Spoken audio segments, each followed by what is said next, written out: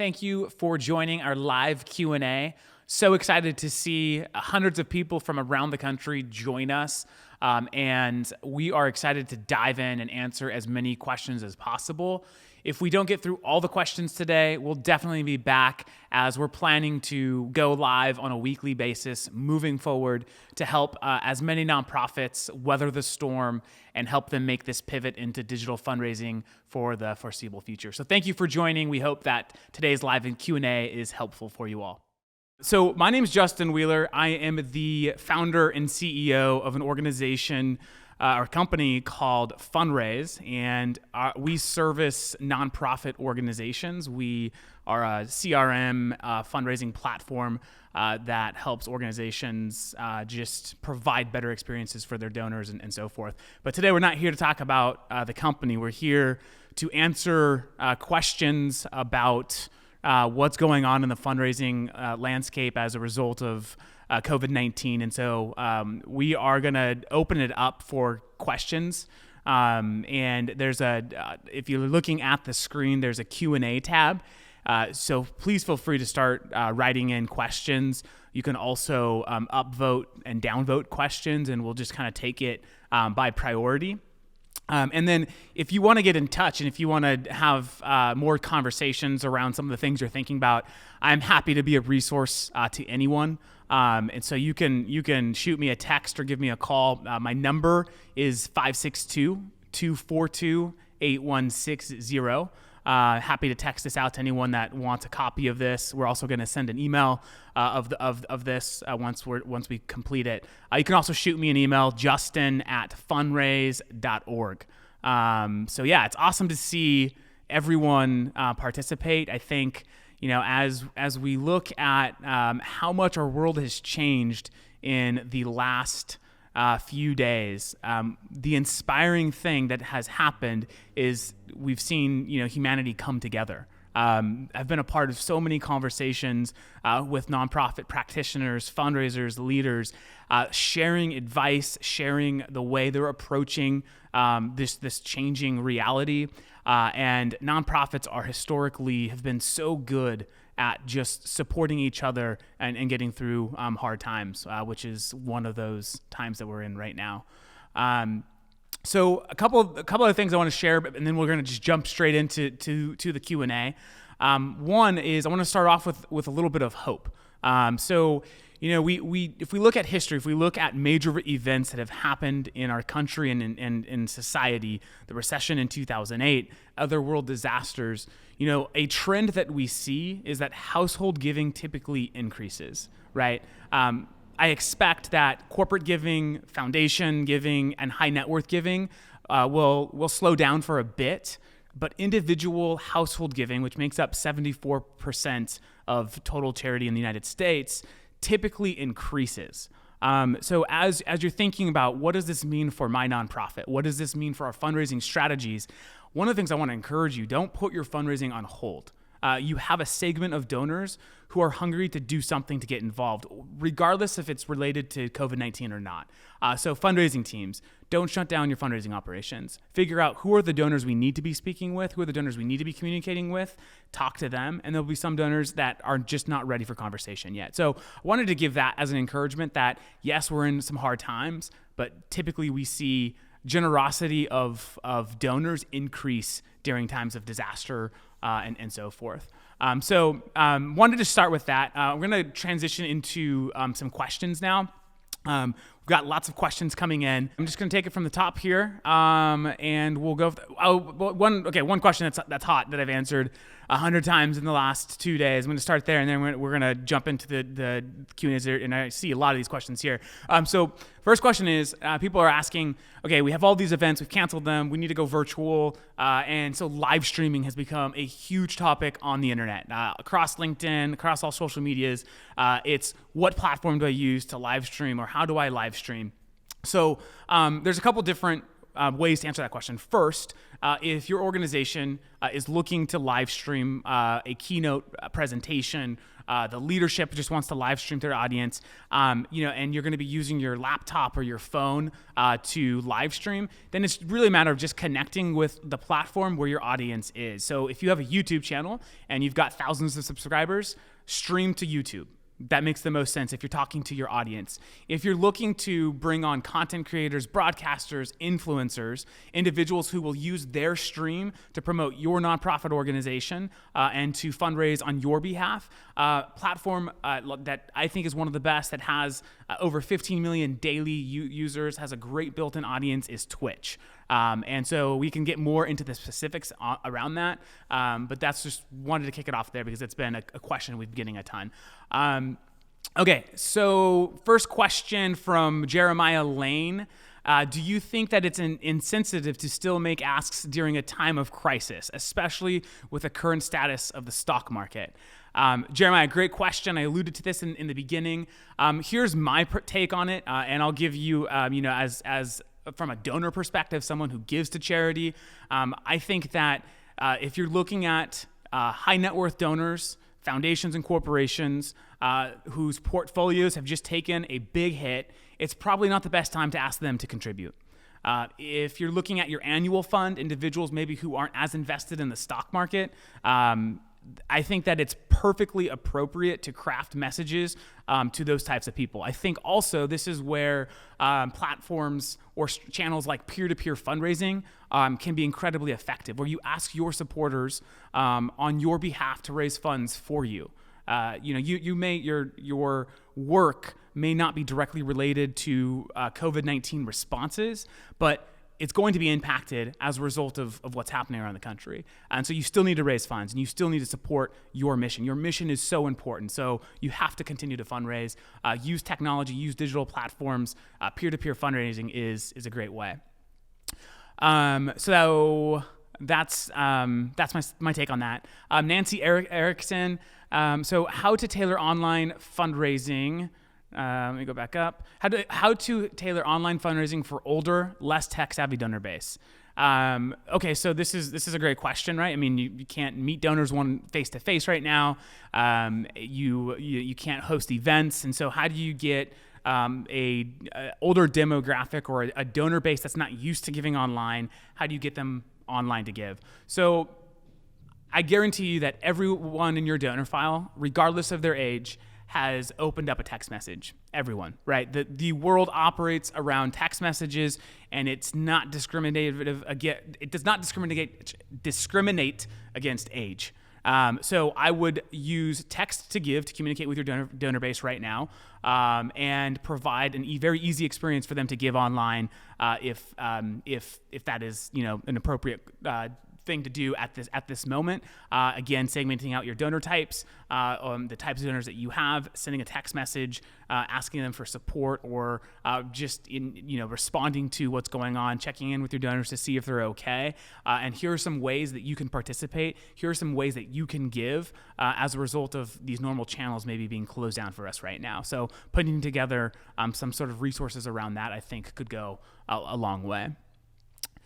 All right, we have Alyssa. Should we start canceling events for fall? What's the fair time window for cancellation? I think that we should probably move away from saying and using cancellation, because what that tells a donor is that, hey, I need a refund, or hey, I need my sponsorship check, I need to be refunded. Instead of canceling your events, I think postponing until there's more certainty around how long is social distancing going to be something that we have to take as seriously as we are taking today.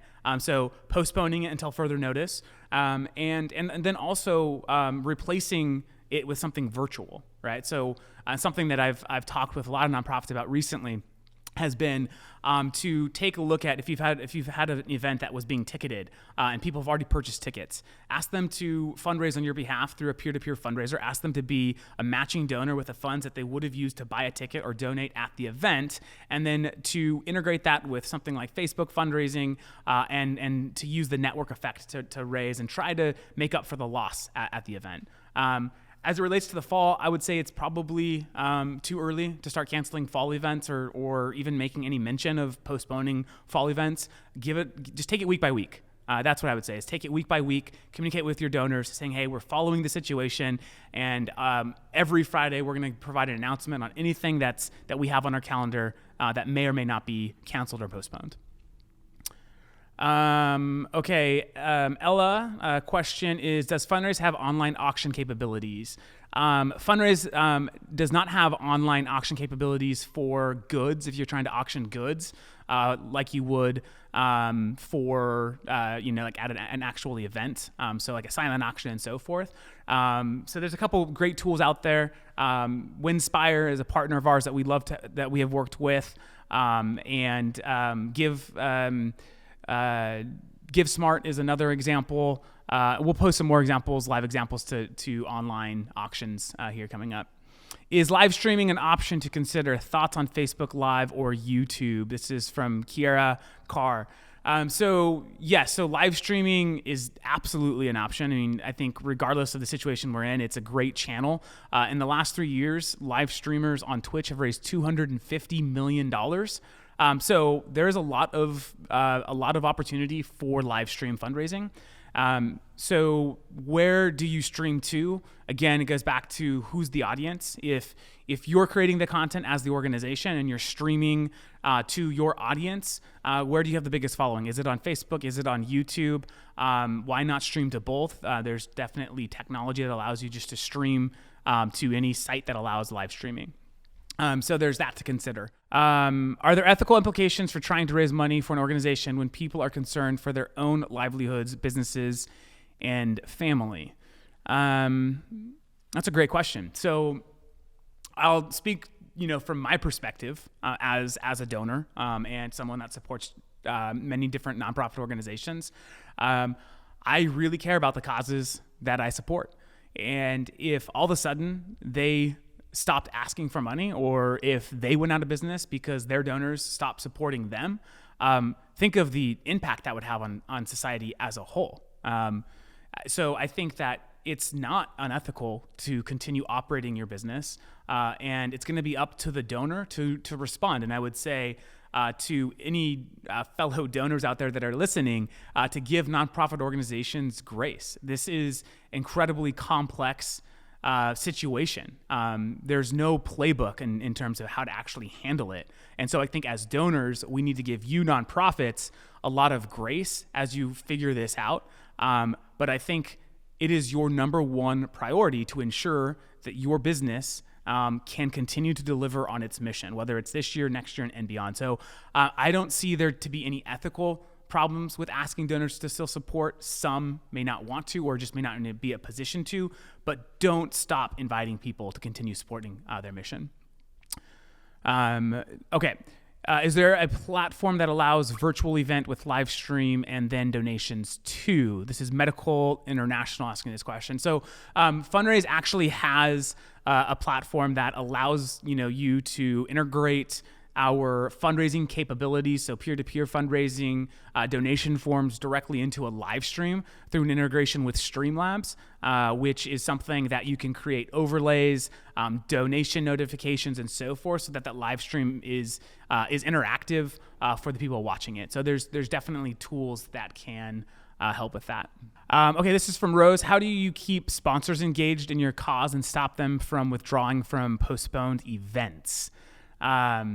Yeah, that's a good one. Bobby D, who's a world-class auctioneer, I spoke with him a couple days ago. I think he's on this call as well, and he had a brilliant idea. And he said, why not ask the sponsor to basically fund whatever the new thing is that you need to take your events virtual, right? So if it's new software, if it's a new piece of technology, why not ask them to be the sponsor of that service or that good, and give them the recognition that they were looking for at the event. So I think that finding creative ways like that to use the sponsorship, to still be able to have access to it, keep the sponsorship engaged, and something that Jeremy from World Concern said yesterday, which I thought was brilliant. He said, don't think about a short-term don't forget to think about the long-term relationship with the sponsor as well. If you're going to lose, this sponsor is going to be a donor for the long term, maybe it makes sense to give back the sponsorship if they don't feel comfortable, or if they don't offer to allow you to keep it.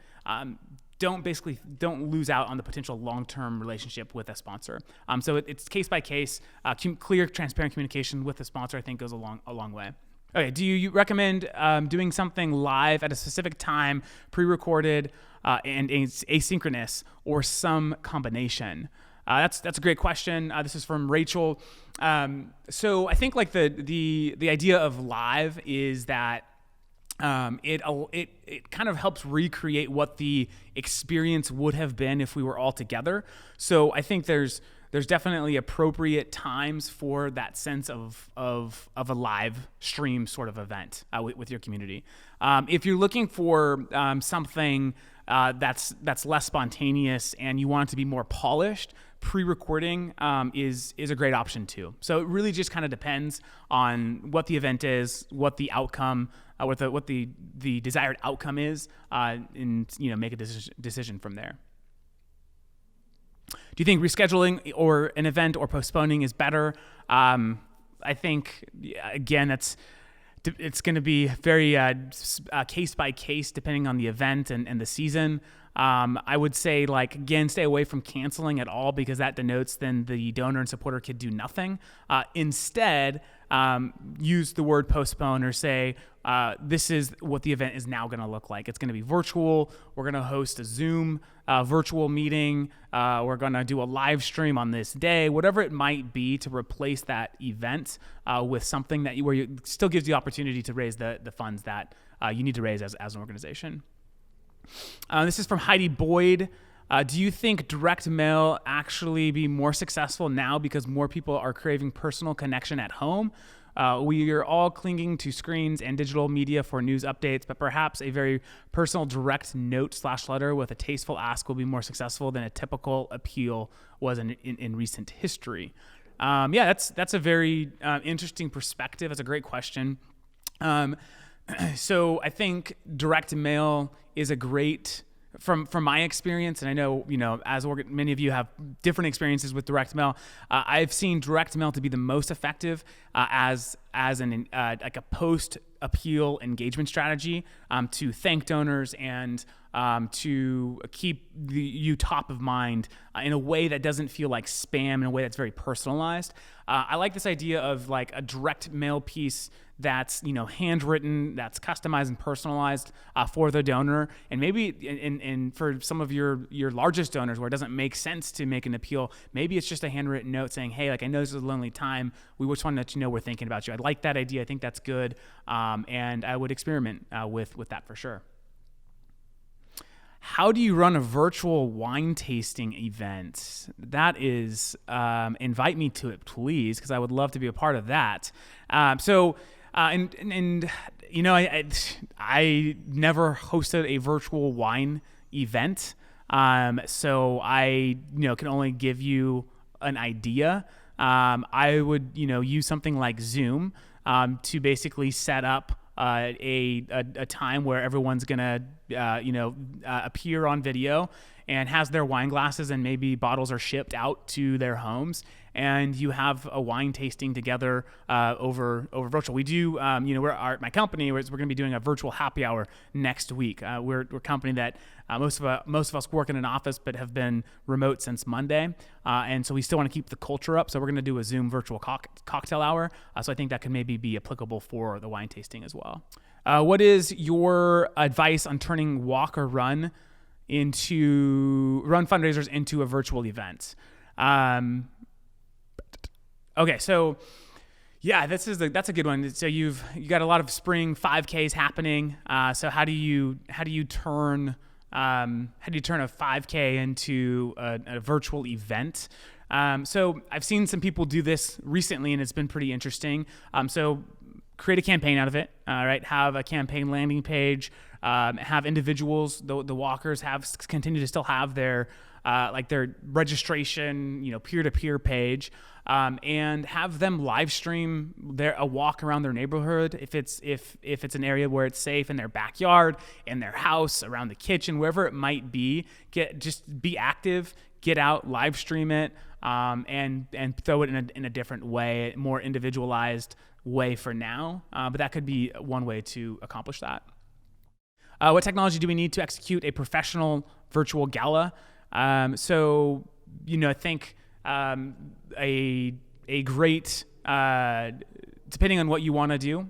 So there's two things. If you have auction software, there's a lot of great product out there where you can host virtual auctions like an e-commerce store. If you're using Shopify as a nonprofit, that would be very easy also to kind of use to sell your virtual the goods. I mean, one thing you have to obviously take in consideration with auctions today are the experiences, right? I mean, we don't know when people are going to be able to travel more openly to that destination that they purchase, and so there's that to consider. But to create a good virtual event, I think what you need is again a solid page to build the community where the live stream can actually be hosted. It's very easy to embed a live stream, whether it's from YouTube or somewhere else. You typically click on the three little dots and it gives you an embed code, and you can embed that video, which will then broadcast the live stream in the gala website, if you will. And instead of having a cocktail hour and dinner, create an online program where guests could still interact. Again, it could be something on Zoom or other similar technology, and then create the actual live stream of like the keynote speakers. If there's other individuals that are going to be speaking, you can still perform that through a live stream, and then you can, as I said earlier, you could easily do fund a need paddle raise virtually with like an auctioneer or the individual that normally would run that for you and ask people to give and make the contribution online or pledge online through that technology. Fundraise does all of that through our platform, so you can check out that if you're interested. All right, this is from Taylor. Along the line of the walk and run questions above, once you've gone virtual, how do you keep participants engaged in fundraising for an event that doesn't exist? We really are focusing on storytelling and delivering the message of urgency that funds raised are still critical to our fundraising. Any tips outside of focusing on storytelling and a sense of urgency? So I think essentially it's like, how do we keep, if I were to summarize the question, is how do we keep people engaged if the only touch point is going to be virtual for the next several months?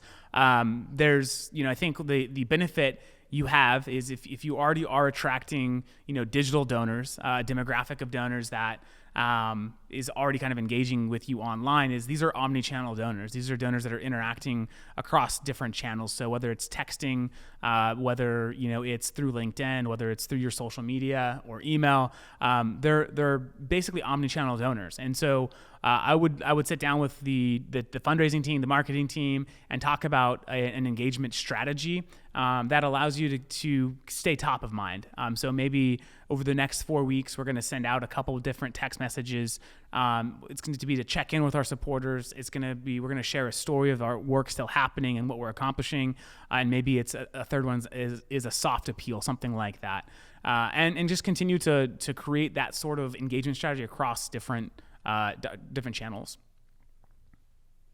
What's the best way to leverage peer-to-peer as this virtual time? So actually did a webinar this morning called Social Fundraising, and I think this is one of the most impactful ways today to do peer-to-peer fundraising.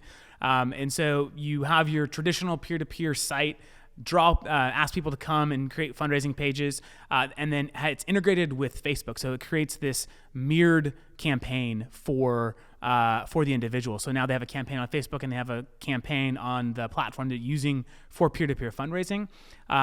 And for family members or friends that maybe aren't going to see that on Facebook, texting them, emailing them, calling them, asking them to make a contribution on that page would then be reflected on your Facebook campaign. And anyone who's donating through Facebook will also, be mirrored to the campaign that you're running on the platform. if it's integrated. And you think one of the things that we're seeing at Fundraise is we're seeing that on average a Facebook fundraiser is raising about $200 and adding 4 to 6 new donors. So it's definitely a great way to leverage peer-to-peer, is to connect it socially and to give your supporters tools to basically reach their donors on the platforms where they're at. Live streaming can be another example. If you have content creators and influencers, you can give them technology. Technology in this case is a donation button to be able to stream and raise money for your organization. How far should we be planning virtual events instead of live? Our big gala is in late September, and I'm not sure our leaders understand we may not be in business as usual by then.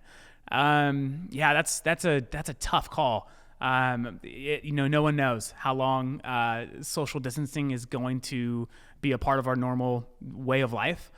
So I don't have a great answer for you on that one. What I would say is, as a nonprofit, as a business, be thinking about what are definite ways that we can raise funds in 2020. If a worst case scenario were to be we could not host any events this year, I would definitely plan for opportunities to raise outside of that. Tips for staying connected to donors while everyone in the organization is working remotely. So, it really depends on the level of relationship you have. For donors that you have their cell phone, text, phone calls to check in, I think is great. Virtual coffee meetings with Zoom. This is great. I mean, most of you are probably doing this even before we're self-quarantining ourselves, especially if you have donors that live outside of the city you're working in. So a Zoom virtual coffee is a great way to keep donors engaged. And I would say trying to, as much as possible, get back to your normal cadence of creating and posting content across your website and your digital channels will give your donors a sense of, the organization is still there, it's going. I know we live in extraordinary times, but at least I'm getting this daily or weekly or monthly interaction with a nonprofit. So I think that's something that's definitely important to do during this time. How can we be transparent about the financial stress we're experiencing in this time while also staying positive and highlighting our resiliency? That is a great question. Typically, I'm not a fan of fundraising tactics and strategies that are promoting kind of the shortcoming or the gap or the miss. Because that message it sends to a donor is, well, if you couldn't hit the goals that you had set out to hit, how do I know that you're going to be in business for 12 months, 18 months, and so forth? We're obviously living in different times where this is impacting every business. And so being transparent, if you haven't already, we've gotten hundreds of emails from nonprofits about their kind of response to COVID-19 and the impact it's having.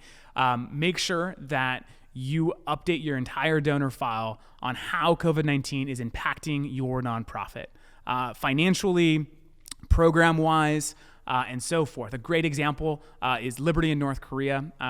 So about a month and a half ago, they sent out an email to their donor base saying, we have to halt rescues. This organization is helping North Korean refugees escape out of China into Southeast Asia. And basically, China was on lockdown. And so they had to stop one of their largest programs indefinitely. And they were very transparent, and they communicated that to their donors right away. And so transparency around your financial situation, around your programs, these are all things that should definitely be top of mind and something that you're updating your donors on. If you switch to a virtual event, do you suggest changing the price? Do you think those that have already registered will understand that change? One thing is prior to COVID-19 happening and under the normal pretenses, what was your cancellation policy to begin with? So you have to take a look at that. Your donors may address that with you, and you need to honor whatever your cancellation policy is. That being said, if you turn the event virtual, I don't think the expectation should be that it should be cheaper. A lot of times when people are purchasing tickets to go to an event, they're considering that to be a donation anyways. So I don't think you have to change the price. And instead, just think about what is the experience that we're offering? How can we provide value to the individual that's coming to this virtual event so that they walk away saying, that was well worth it. But again, everyone is different. Some people may have different expectations, and so you just have to kind of manage it on a case-by-case basis. Brian Reed, at my nonprofit, we have a lot of people who want to get involved in person as opposed to simply donating. Previously, we would use them as event volunteers. Now that this isn't an option, what do you feel would be the best way to keep volunteers engaged other than just directing them to online donations? So that's a good question. I mean, if your organization has a lot of volunteer opportunities, obviously, for the time being, that's not a possibility you can offer. I think, turning those sorts of people into fundraisers could be another good alternative. I know it's a long still, like the financial ask, but instead of them donating, ask them to become a peer-to-peer fundraiser. Ask them to, or if live streaming is a vertical you want to get into, ask them to do some research on content creators on Twitch or Mixer that are aligned with your mission. So they can definitely do that research from home. They can find, the top 5 content creators on Twitch that care about animal rights, and then work from there to get them to outreach and connect. And before long, maybe you'll have the opportunity to be working with a content creator on Twitch. So that's something that I think volunteers could be used for, that could still help the organization and have some actual revenue results as well.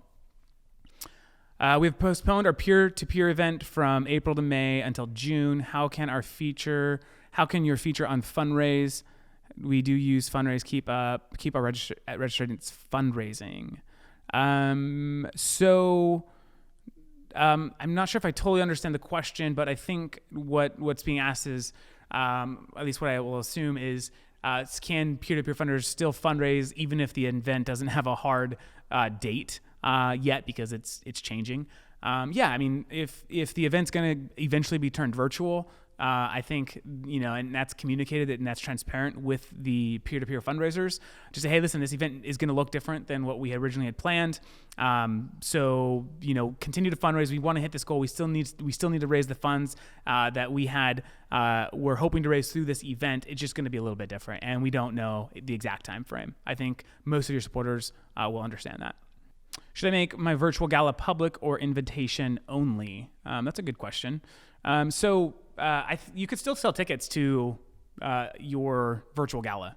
So there's definitely ways to do that still. So I would say, what I've seen work really well when events were happening, like real events were happening or non-virtual events were happening, is there would be an element of live stream of that event that would then be broadcasted to the general support base, maybe individuals who didn't have the capacity to buy a $300 ticket or make a sizable contribution, and that's a way to keep donors engaged, your low dollar kind of donors engaged. So if the goal of the event is and has a certain dollar amount and it's going to be possible to hit that only with sponsorships and ticket sales, then make it exclusive to individuals who buy tickets and sponsor it, and try to do the same sort of program, just make it virtual. If there's not a goal attached to it and it's possible to open it up, then I think it's a great opportunity for people to have the connection that so many of us are looking for during this time of working from home, not being around our colleagues and so forth. So it depends on what are the business goals for the event, and are they achievable with exclusivity or not.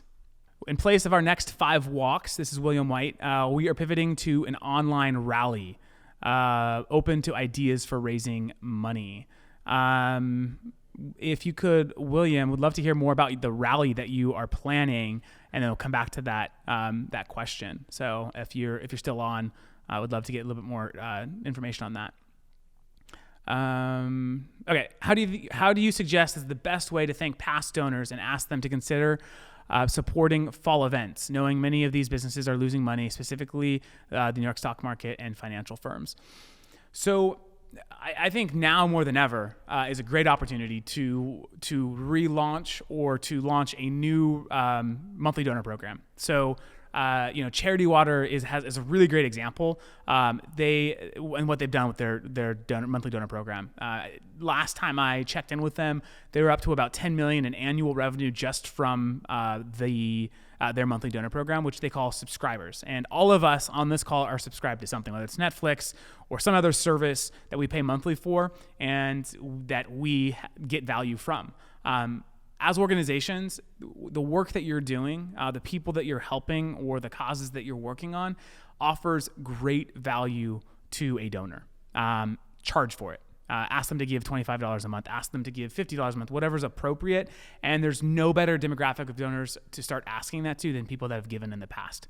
You'll see the highest conversion on those types of donors. So I would say, look at your donors that have given in the past 6 to 8 months, launch a monthly donor program, brand it, and ask people to start supporting on a monthly basis. I think that's an effective way to really get through some potentially hard fundraising months ahead of us.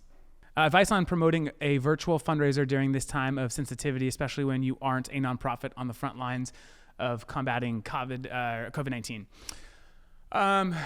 So I think it goes back to earlier what I said. I mean, it's an absolute disaster what's going on right now, and it's sad, and lots of people are being impacted. All of us are being impacted in a way, especially people that are getting infected. So yes, this is a very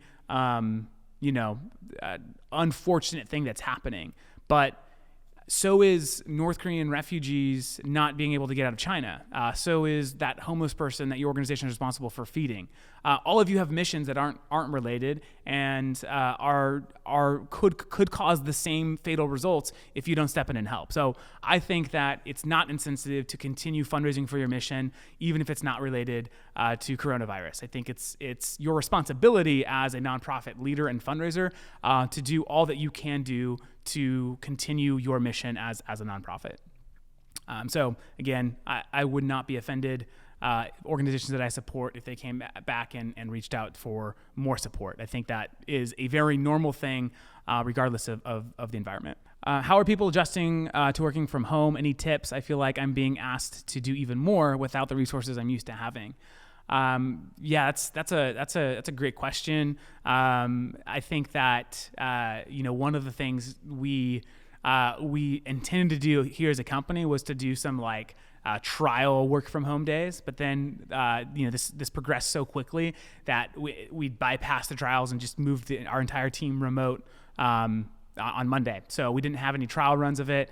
And people were told to take the resources that they need home with them to be able to do their jobs and to stay productive. So I think as it relates to working from home, make sure you have a space that where you can get some work done. I have 4 kids and they're out of school indefinitely.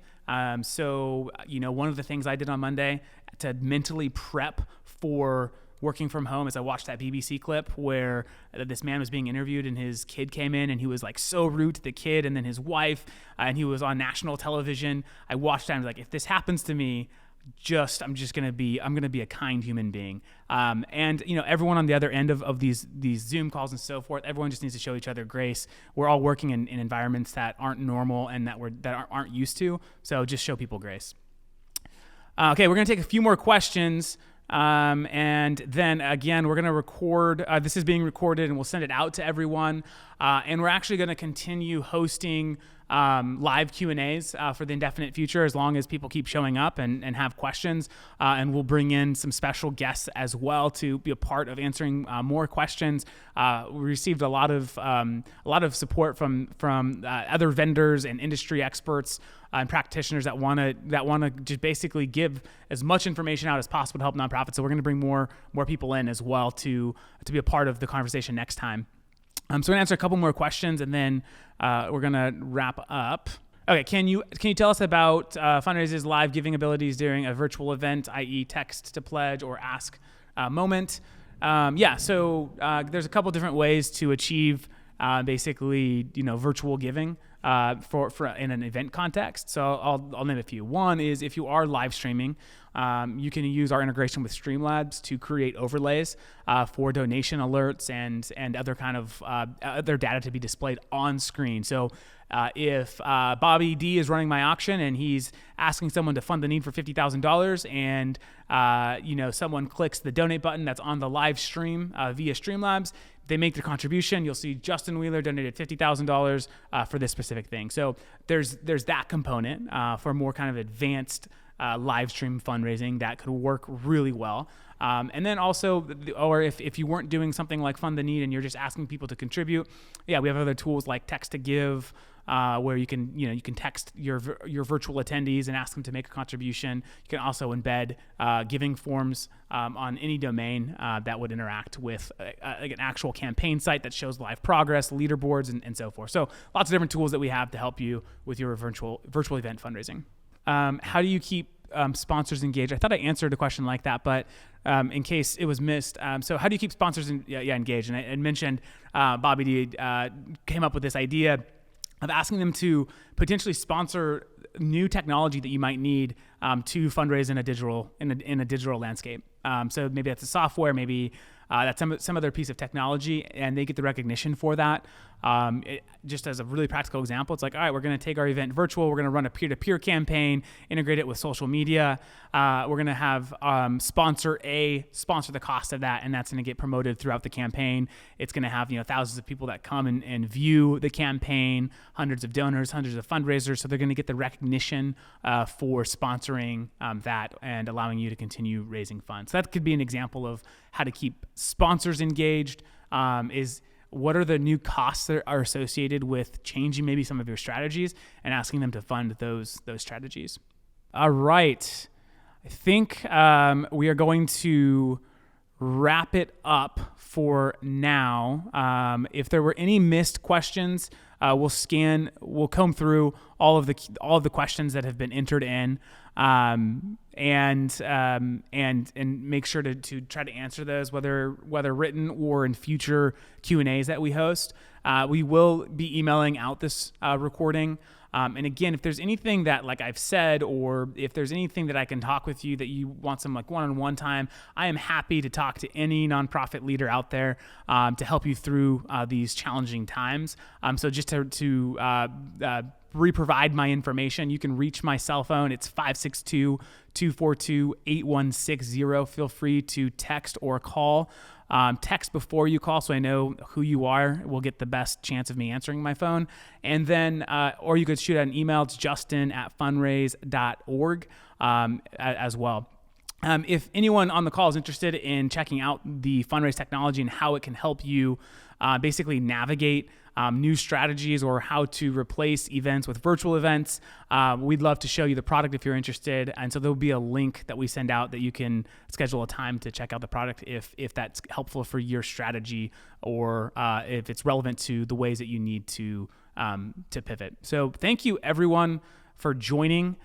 We had a great audience. I hope lots of the questions were answered and that it was helpful. But if there's any other follow-up, please feel free to reach out to us anytime. Thank you so much. We are rooting for you here at Fundraise. We believe that when a nonprofit tells us they're going to change the world, that they actually are going to change the world. So keep your heads up. We've got your back and excited to weather this storm shoulder by shoulder. Thank you.